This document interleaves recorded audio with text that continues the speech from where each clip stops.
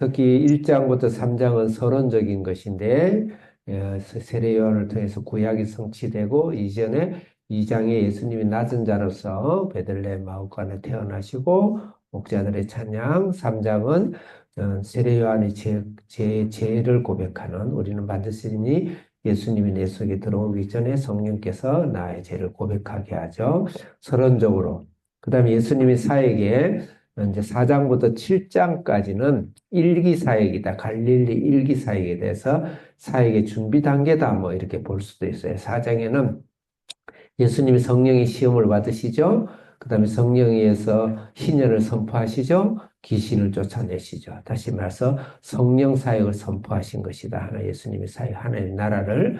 5장에서는 베드로가 나는 죄인입니다. 나를 떠나소서 중풍병자와 문둥병자를 고치면서 제사하는 권세가 있다. 예수님은 하나님 나라를 선포하시면서 나는 죄를 사는 죄를 사는 자다. 제사함에 대한 권세를 선포하시고 6장에서는 예수님이 안식일의 주인이다 해서 하나님 나라의 예수님이 주인됨으로써 그 다음에 너희들은 어떻게 살아야 되는지 원수를 사랑하고 너 자신의 열매를 맺으라는 하나님 나라의 사역의 헌장을 발표한 것이다.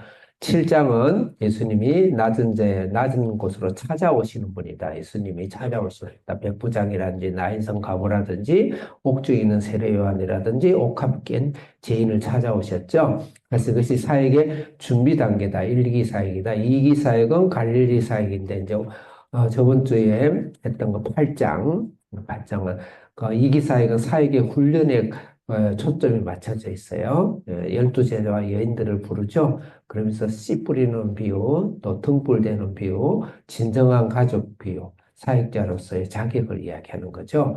그리고 풍랑을 잠재우고 가라사 기습 쫓아낸다. 이것은 할 일로서 귀신을 쫓아내는 일.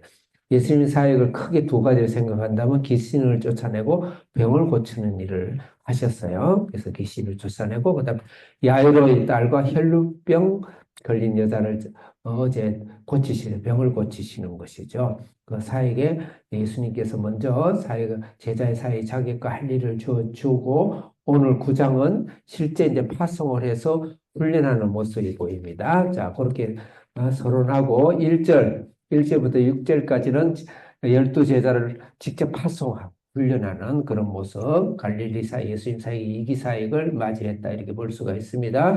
1절 읽겠습니다. 크게, 시작.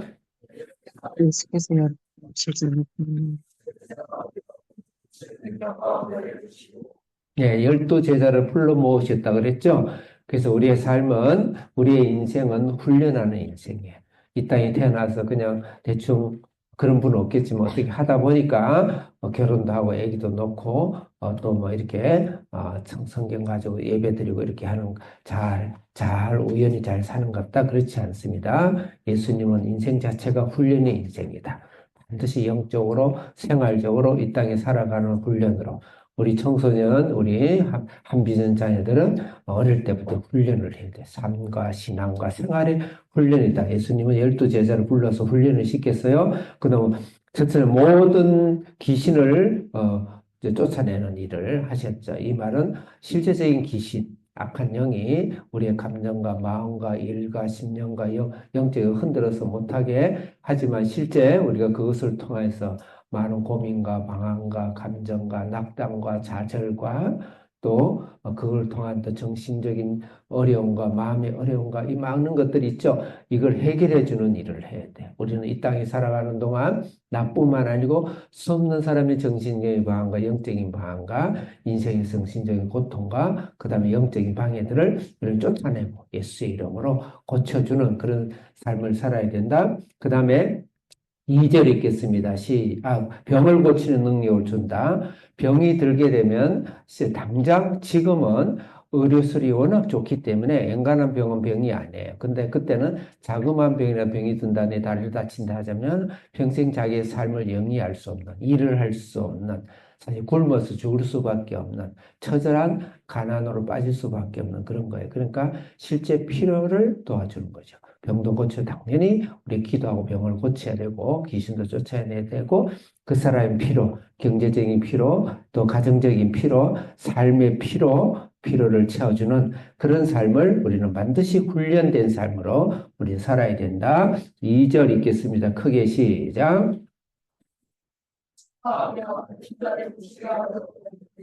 예, 3절 읽겠습니다. 시작.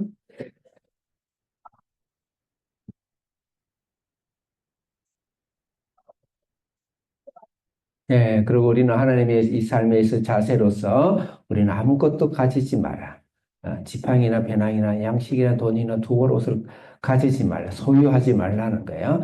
나의 소유로, 자녀도 내 소유가 아니죠. 내 시간도 내 소유가 아니에요. 내 건강도 내 미모도 내 소유가 아니에요. 하나님 필요해서 우리가 하나님 영광을 위해서 드려야지 그것이 나의 소유라고 생각을 하면 안 된다. 그렇지만 우리가 돈이나 두벌 옷이나 이런 것이 양식이 필요 없다는 게 아니고 지금 이것은 특별히 훈련하고 집에서 훈련해서 다시 돌아올 사람이에요. 그러니까 가정이 필요 없다, 돈이 필요 없다, 집도 절도 필요 없다. 절이라고, 미안합니다. 절이라고 그래서 집도 필요 없다. 예, 그게 아니라는 것이죠. 그러니까 훈련하는 인생을 살아가는 자세를 가르치는 거예요. 그래서 나의 소유로 생각하지 마라. 자녀도 나의 소유로 생각하지 말고 내 인생은 나의 것. 그렇지 않습니다. 내 인생은 하나님 것. 그런 자세로 살아야 되겠다. 네, 그 다음에 3절 읽겠습니다. 4절 읽겠습니다. 시작. 네, 항상 머물지 말고 떠나라. 똑같은 말이에요. 나를 소유하려 하지 말아라. 항상 떠나는 자세. 인생은 우리가 떠나죠. 잠시 잠깐 있다 하나님의 영원한 집을 떠나는 것과 동시에 우리는 가능한 많은 사람을 만나고 가정 속에만 머물러 있지 마라. 자녀 속에만 머물러 있지 마라. 내 인생 속에 한 편밖에 안 되는 인생에 머물지 말고 이 넓은 세상으로 하나님의 명령한 세상으로 우리 한비전 제사는 학생들 전 세계 열방을 향하여서 떠나는 신앙을 해야 된다. 5절 읽겠습니다. 크게 시작.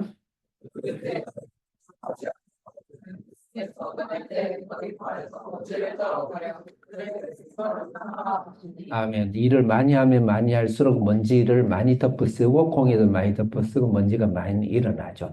이 먼지를 일을 많이 하다 보면 거기에 대한 안 좋은 잔재들이 남아요. 그것은 부정적인 감정이죠. 부정적 감정, 갈등. 왜 저 사람 나를 싫어할까? 나는 시건 잘해줬는데 저 사람 쟤는 왜 저럴까? 부터 시작해서 상처를 받아요. 부정적인 갈등도 생겨요. 특히 선교사 자녀들, 선교사들 굉장히 외국에 나와서 나중에 정신병이 걸려와요. 그건 본인에게도 잘못이 있습니다. 먼지를 털어버려야 돼. 하나님께 맡겨야 돼요. 나는 최선을 다하고 또 때로 내가 부족해서 혹시 실수를 하더라도 하나님께 회개하고 최선을 다했을 때 그것으로 오는 공황장애 같은 거 일을 열심히 하는 사람이 보통 정신병이 많이 걸려요. 네, 그래서 그런 것에 여러분 머물면 안 된다. 항상 먼지를 털고 아침마다 성령이 새로운 성령의 능력과 축복하심과 치료하심을 받고 먼지를 터는 일을 해야 된다. 6절 크게 읽겠습니다. 시작.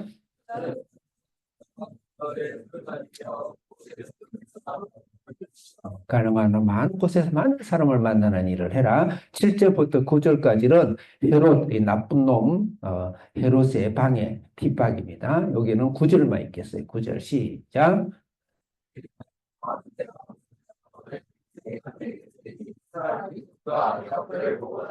목을 베고 그릇도 잡아서 목을 베고 자는 거예요. 이것은 우리가 교회는 반드시 이 세상에 제도와 정치를 통해서 적절한 핍박과 긴장이 있습니다. 그래서 세상의 사상이나 민족이나 어떤 단위로도 교회는 독립되어 있어야 되고 그것을 위해서 인생을 살아야 되고 적절한 제어가 있더라도 우리를 평화롭게 물을 주고 길을 열어주면 거기가 평화롭게 지내려고 하고 그래서 여러분들이 사는 곳에서 여러분들이 시민으로서 국민으로서 가능한 교회를 위해서 교회의 덕이 되는 일들을 여러분들 하려고 노력해야 돼요. 선거권도 그렇게 써야 되고 여러분들이 우리 할 수 있는 교회도 권한이 있어 20, 30% 정도 극찬이 있기 때문에 이 우리나라는 교회 우리 신앙을 안전 보장을 하잖아요. 그런 부분에서 우리가 평화롭게 해서 최선을 다하고 만약에 우리 교회가 더 이상 생존할 수 없을 때는 디아스포라를 해야 된다. 그런 말이에요. 10절부터 17절은 훈련입니다. 오병이어 하면 예수님의 기적만 이야기하는데 다른 곳에서는 예수님의 오병이어가 예수님의 피와 살을 상징하는데 오늘 누가복음에서는 오히려 훈련의 관점이 많습니다. 자, 크게 예수님의 사역 철학, 훈련 철학, 인생 철학, 인생의 훈련을 시킵니다. 10절 읽겠습니다. 시작.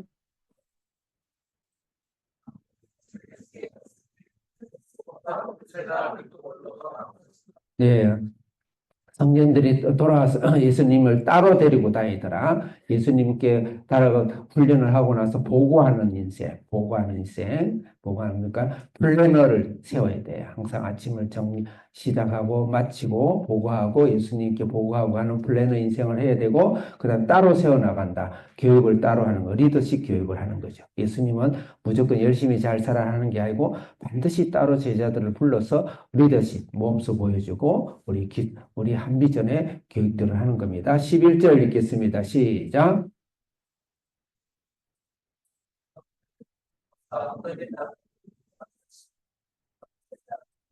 12절 빨리 시작.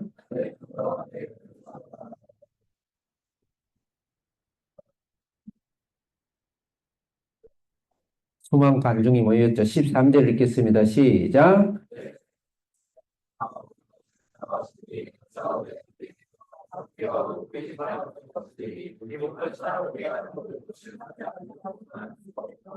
예수님이 실없는 분도 아니시고 너희가 먹을 것을 주라 말이 안 되잖아요. 근데 왜 그랬을까? 너희 스스로 문제를 해결하는 신앙과 훈련을 해라. 여러분들의 학습도 스스로, 인생도 스스로 하나님 앞에 계획하고, 하나님 그냥 나는 맨날 누워서 엑스레이만 찍으면서 하나님 나 복 주세요. 그러면 안 된다는 거죠. 스스로 계획해서 인생을, 직장을, 사업을 어떻게 할 것인가, 오늘 어떻게 목표를 세울 것인가, 스스로 계획을 세워야 돼요. 그 다음에 떡 5개, 물고기 2마리밖에 없습니다. 그 현실 파악을 하는 거예요. 나는 수준이 이 정도밖에 안 된다. 나는 자산이 이렇다. 나는 어떻다. 현실 점검을 해야 돼요. 14절 읽겠습니다. 시작.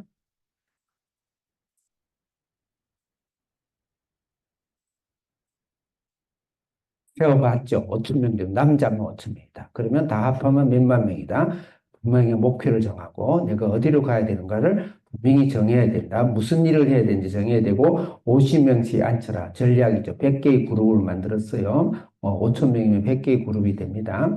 100개의 그룹을 전략화시킨다. 플래너한다. 17절 크게 읽겠습니다. 17절 시작. 예, 12조각을 남게 하죠. 피드백을 합니다. 수정, 점검, 평가하는 일을 한다. 예수님 굉장히 철저하죠. 우리 인생은 훈련된 인생을 살아야 된다. 목표를 세워야 된다. 반드시 도전해야 된다. 내가 할 수 있는 최선을 다해서 할 때 성령과 하나님의 축복이 임한다. 기도하겠습니다. 하나님 아버지, 오늘도 예수님께서 우리를 철저히 사랑하시고 이 생을 어떻게 살아갈 것인가, 성령의 능력이 어느 곳에 임할 것인지 우리에게 준비하게 하셔서 감사합니다. 예수님 이름으로 기도합니다. 아멘.